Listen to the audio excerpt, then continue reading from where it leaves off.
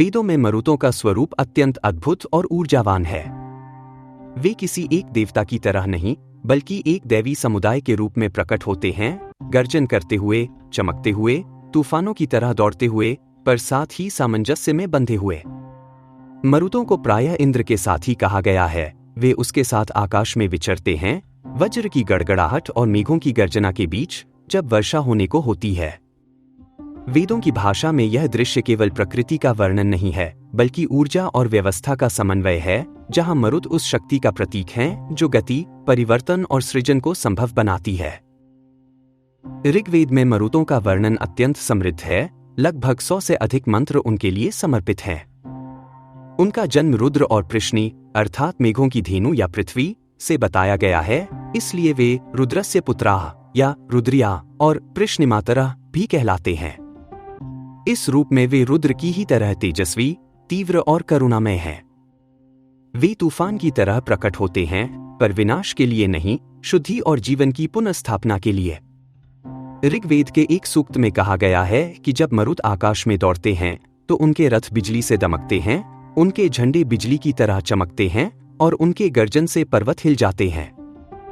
पर उसी क्षण वे वर्षा लेकर आते हैं, धरती को शीतल करने, अन्न उगाने और जीवन को पोषित करने के लिए। यह द्वैत, शक्ति और करुणा का ही मरुतों का सार है। वे न केवल युद्ध और गर्जना के प्रतीक हैं, बल्कि संतुलन और सकार्य के भी। मरुतों का एक विशेष गुण है उनका सामूहिक भाव। वे अकेले नहीं चलते, सदा समूह में गमन करते हैं। वेद उन्हें मरुत्कण कहता है, जिनकी संख्या 49 बताई गई है। प्रत्येक मरुत का तेज और सौंदर्य अलग अलग बताया गया है, पर उनका मन एक है। मरुत्कण 33 कोटि देवताओं की मूल गणना में सीधे सम्मिलित नहीं है। वे स्वयं में एक विशिष्ट और स्वतंत्र देवगण हैं। चूंकि वे 11 रुद्रों के पुत्र माने गए हैं, इसलिए वे देवताओं में उच्च श्रेणी के होते हुए भी मुख्य वर्गीकरण से बाहर रहते हैं। इस प्रकार वे ऋग्वेद की उस चेतना का प्रतीक हैं, जहां व्यक्ति नहीं, एकता का उत्सव मनाया गया है, जहां सब मिलकर ब्रह्मांड की गति को आगे बढ़ाते हैं। इंद्र और मरुतों का संबंध वेदों में विशेष उल्लेखनीय है। कई सूक्तों में इंद्र को मरुतों के साथ युद्ध करते और विजय प्राप्त करते दिखाया गया है।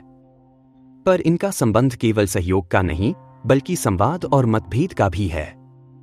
कहीं मरुत इंद्र से कहते हैं कि वे भी देव हैं और उन्हें भी यज्ञ में अर्हता चाहिए।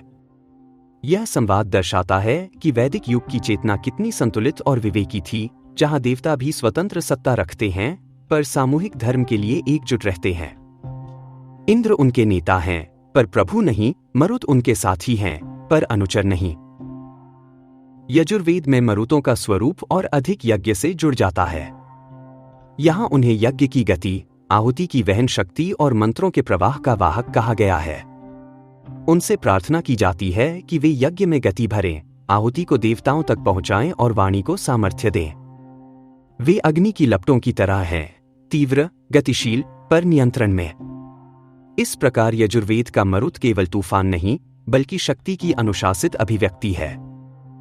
सामवेद में मरुतों का रूप संगीतमय हो जाता है। जब सामगान के स्वर गूंजते हैं, तो कहा गया है कि वे मरुतों की ही गर्जना है, जो सुर और लय में बदल गई है। यहां तूफान संगीत बन गया है, प्रकृति की ध्वनि और ऋषि की प्रार्थना का संगम।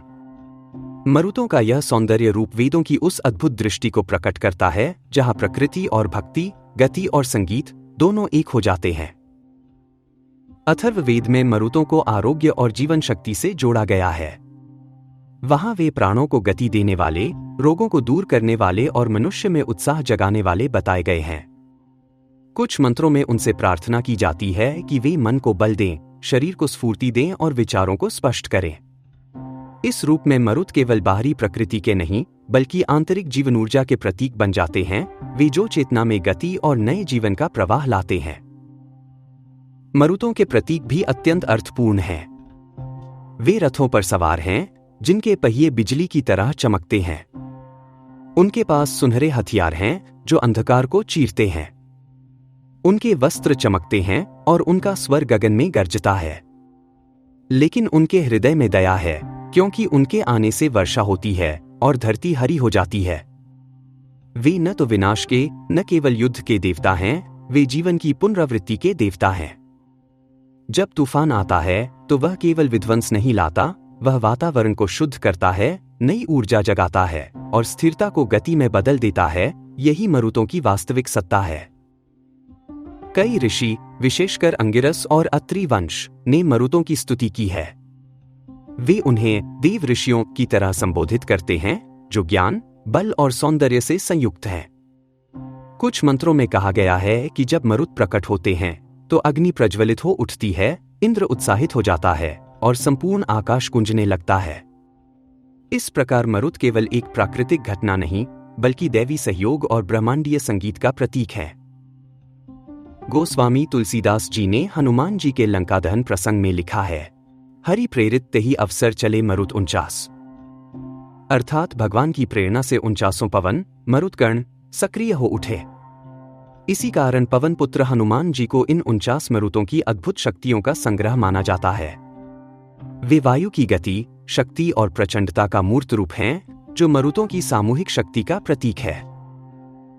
समय के साथ जब पुराणों का युग आया तो मरुतों का स्थान गौण हो गया। वे अब तूफान और वर्षा के देवता मात्र रह गए और उनका संबंध इंद्र या रुद्र के सहचर के रूप में सीमित हो गया। पर वैदिक दृष्टि में मरुतों की शक्ति कहीं अधिक गहरी थी।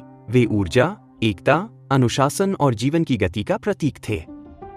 वे हमें यह सिखाते हैं कि ब्रह्मांड में कोई भी गति, चाहे वह तूफान हो या विचार, तभी पवित्र है जब वह संतुलन और सहयोग में हो। मरुतों की गर्जना केवल आकाश में नहीं, मनुष्य के भीतर भी गूंजती है। जब हम आलस्य को त्याग कर जीवन में नई चेतना, नई गति और नई प्रेरणा का संचार करते हैं, तब हम अपने भीतर के मरुत को जागृत करते हैं।